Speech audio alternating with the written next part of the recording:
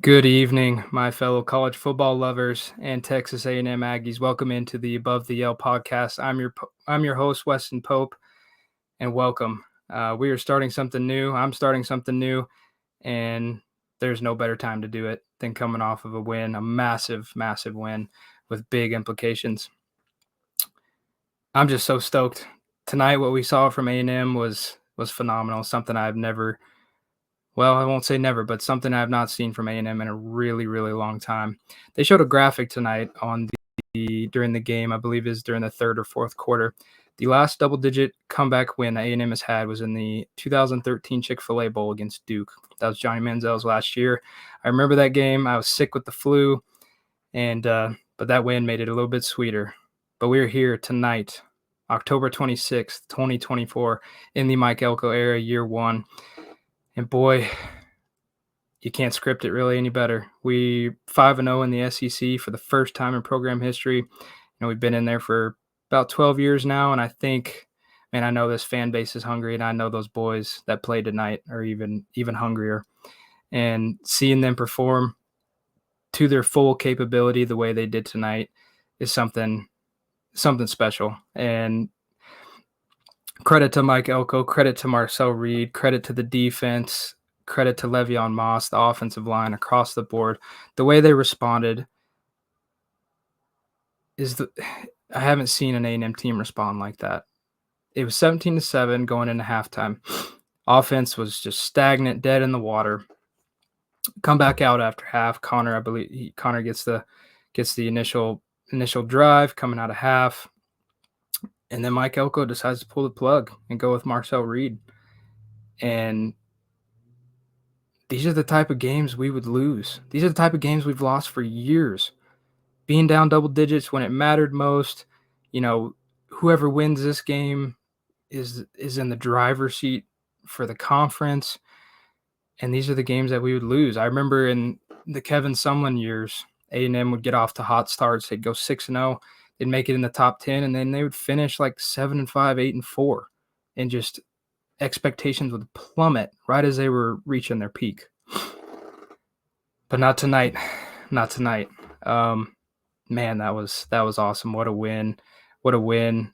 A statement win in Kyle Field. Shout out to the 12th man. They brought it, and it was absolutely electric. It is a game that I wish I could have been at.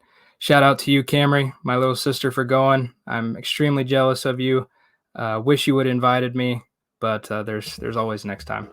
And man, just what Marcel Reed brought to the offense in the second half was awesome. It's amazing what one guy, and of course there's a ton of moving parts. Credit to Colin Klein as well, the offensive coordinator. Credit to everybody across the board, but the juice that Marcel Reed brought, and not only with his legs, but with his arm, the massive dime to Noah Thomas, just absolutely electric. The offense was night and day different. The whole team was night and day different. The defense was absolutely lights out in the second half, making LSU just, man, it was LSU scored 6 points in the second half compared to A&M's 31, and it was phenomenal. It was awesome. The adjustments that Mike Elko were willing to make. I remember when Elko got hired in 2018, Jimbo Fisher brought him on staff. He was there from 18 to 21, then he left for Duke. But I remember the defenses that A&M would put on the field during those years. And one thing you could always rely on is Mike Elko going into halftime and making adjustments to the defense. And we may not always won those games, mostly because of the offensive side of the ball, in my opinion. But you could bet that those Elko halftime adjustments were going to be there. And I think we saw that tonight as well. And this is the narrative is kind of switched as well. It used to be, at least this is the way that I feel, of course, it used to be that, hey, let's just hope our defense keeps us in this thing. Maybe we'll get some breaks. Maybe we'll get a pick or a turnover here and there, and then maybe we can get back in this game. And credit to the defense for what they did. But man, they just said, let's go get it. It's ours. Let's take it. Being down 17-7, let's make the change. I I got faith in Marcel Reed. This is the guy. Let's go get this game. And they rattle off 31 points in the second half, and just an absolute phenomenal ending. And credit to Mike Elko. Going back to the defense, he did it at Duke as well, and just it's so refreshing to see those adjustments and to see the adaptation that Elko has brought to the table. And man, you couldn't really ask for a better year so far in year one under Elko. It's an awesome win. Let's enjoy it for the 12 hours, and then let's get back to work tomorrow because we still got a long road ahead. And as the great Nick Saban said, you gotta keep the rat poison away. There's going to be a lot of noise after this game about A&M being in the playoff and being legit. And I think they are a really, really solid and good football team. But we gotta focus on one game in a week. Enjoy this win for tonight, and then get ready to move on to the next. And then I think it's really hard to go back to Wigman. I think I was a guy, I will admit, I wanted to see Wigman more. I thought I thought he's really good. I still think he's a good player. I think he's a heck of a player. And so when he came in against Mizzou, he played really well, made some really nice throws, did what he needed to do to get us in a position to win. Was very balanced between rushing and passing, and just was lights out. That was a great game. It was his first game back off injury. And then they go into the bye week, and then he kind of stutters up a little bit against Mississippi State. Luckily, they get out with the win, get out of Starkville. But he throws 2 picks in that game. Probably should have been 4. 2 of them were dropped.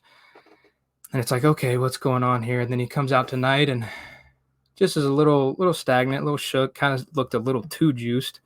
And then, credit to him for what he did, and keeping us in the game with some throws and doing what he could with his legs as well, which is something we not see very often. But credit to the whole team, credit to everybody, man. That was awesome. That was special. And just the comeback, and I thought we were dead in the water offensively. Like I said, I think I knew the defense would get adjusted, but man, we just had to score points. And shout out to Mike Elko, Colin Klein for being willing to throw Marcel Reed in there and give him a look just to see what happens. And boy, did it pay off. And I'm stoked. So I'm going to enjoy this win and get out of here. Thank you for watching. If you like this content, hit like and subscribe. Reach out to me for those of you who know me. Love to talk more about you, but this is just a way for me to talk about something that I'm deeply passionate about and deeply love, and that is my Texas A&M Aggies. And with that, I will get out of here. Gig 'em. I'm going to go get a celebratory ice cream. All right, guys. Peace.